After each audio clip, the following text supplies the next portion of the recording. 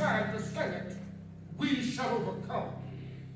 We've joined hands with students and others behind jail bars singing it, but we still decided to sing it, we shall overcome.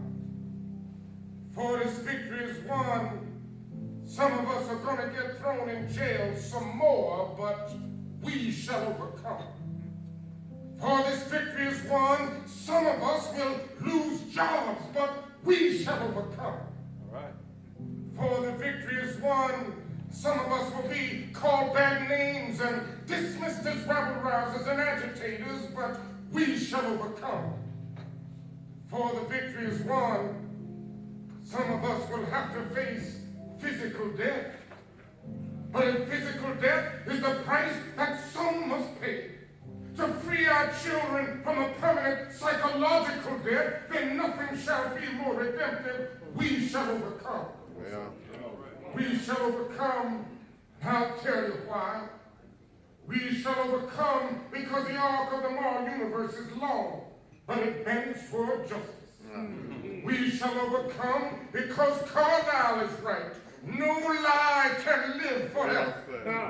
We shall overcome because James Russell Laurel is right. Truth forever on the scaffold, wrong forever on the throne. Yet that scaffold sways our future. Behind the dim unknown standeth God within the shadows, keeping watch above his own. We shall overcome because the Bible is right. You shall reap what you sow. We shall overcome. Deep in my heart, I do believe we shall overcome. And with this faith, we will go out and adjourn the councils of despair. Bring new light into the dark chambers of pessimism.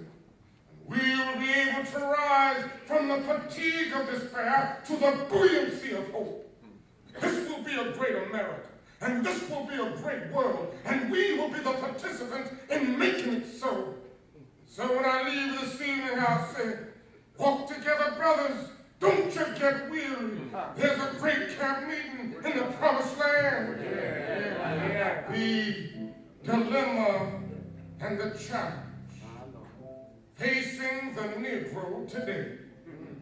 You will remember that it was in the year of 1619 when the first Negro slaves landed on the shores of this great nation. They were brought here from the soils of Africa. And the Negro lived amid this system of slavery for 244 years. For all of these years, he was a thing to be used, not a person to be respected. Even after slavery ended, the Negro realized that he was confronting a new type of slave. Because racial segregation is nothing but slavery covered up with certain niceties of complexity. Despite the fact that we have lived with physical slavery for 244 years, in spite of the fact that we have lived with segregation for almost 100 years, the demands of history require that we be as productive, as resourceful, and as responsible as the people who never had these disadvantages. Here we are, as a people, having experienced political domination, economic exploitation, segregation, and humiliation for well now 344 years. And yet, the demands of history make it necessary for us to be as productive and as resourceful as the people who never had these experiences. This is our dilemma. He who gets behind in a race must forever remain behind or run faster than the man in front. This is our dilemma. This dilemma is at one and the same time a great challenge. We are challenged to mobilize our resources. We are challenged to mobilize all of the constructive forces that we can muster. Make a creative contribution in the life of our nation. I would like to suggest this afternoon some of the things that we must do to grapple with this dilemma, meet the challenge of life. First of all, we must develop and maintain a sense of dignity and self-respect. We must not allow anybody or any force to make us feel that we do not count. We must believe in our souls that we are worthful, we are somebody, that we are significant. We must walk the streets of life every day with this sense of dignity and this sense of somebody.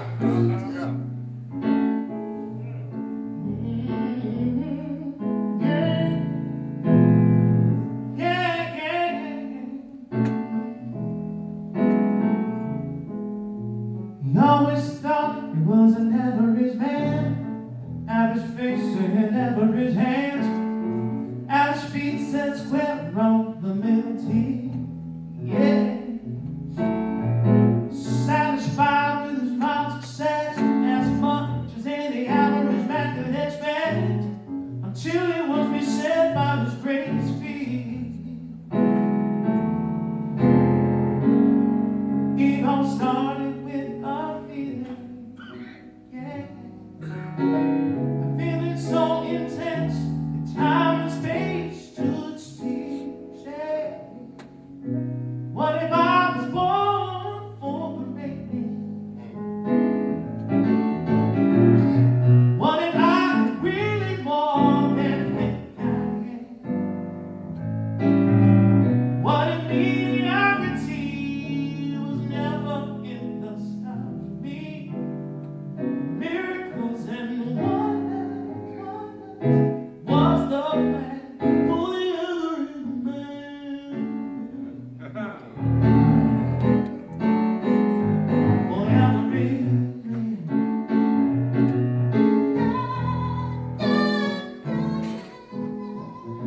All this life is set by the nerve to stretch and reach beyond the bell curve, but never did fulfill drawing back an empty hand. Said what's an average man to do? So little time and all the same things few. Maybe I should just stick to what I understand. But he couldn't shake that feeling, a feeling so immense it filled the whole blue sky. Said, what if I was born for greatness? What if I really more than I think I am? What if mediocrity was never in the stars for me? Miracles and wonders was the plan. Was the plan happening then?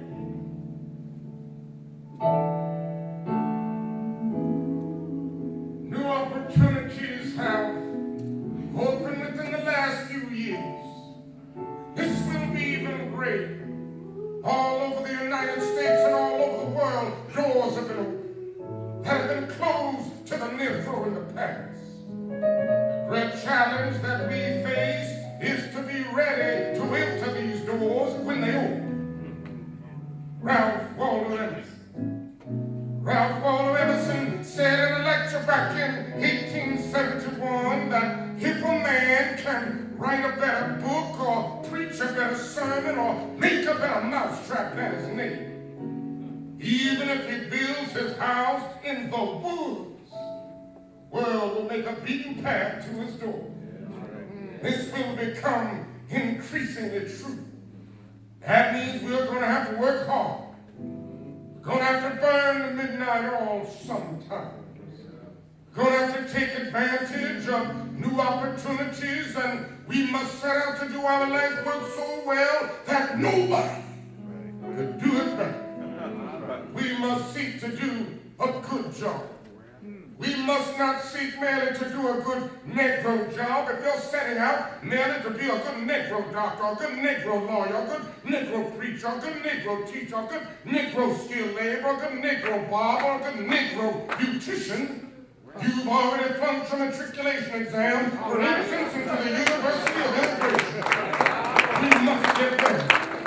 We must set out to do a good job and to do that job so well that the living, the dead, or the unborn couldn't do it better. I've said so often, if it falls your lot to be a street sweeper, roll out and sweep streets like Michelangelo carved, sweep streets like Raphael painted pictures, sweep streets like Beethoven composed music, and like Shakespeare wrote poetry.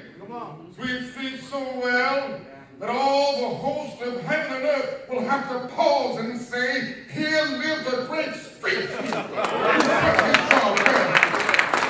This is it. Then the pine on the top of the hill. Be a shrub in the valley, but be the best little shrub on the side of the reel.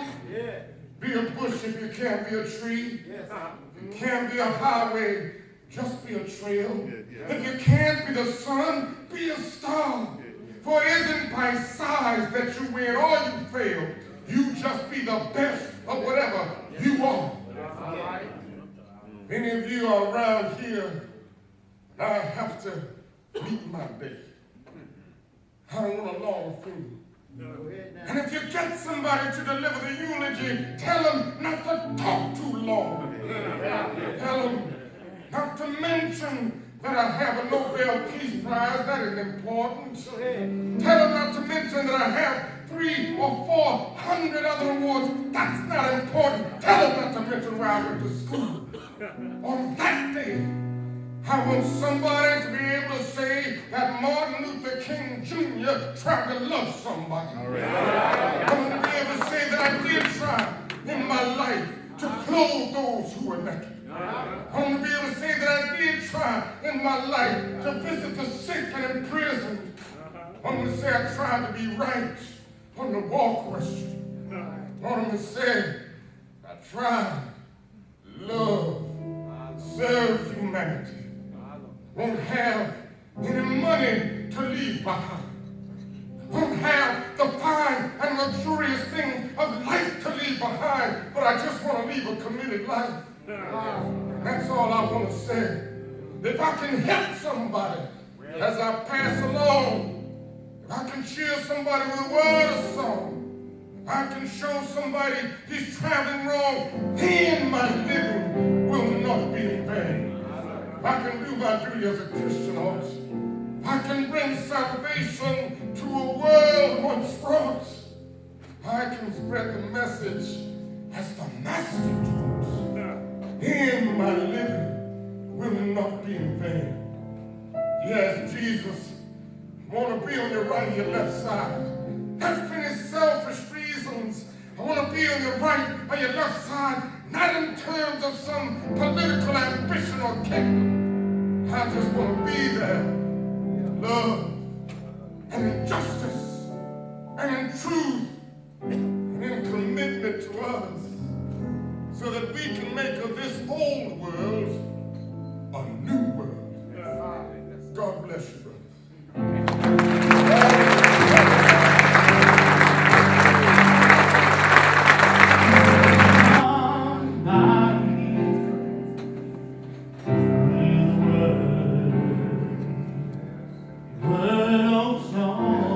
Yes, sir. If I can show somebody of true love,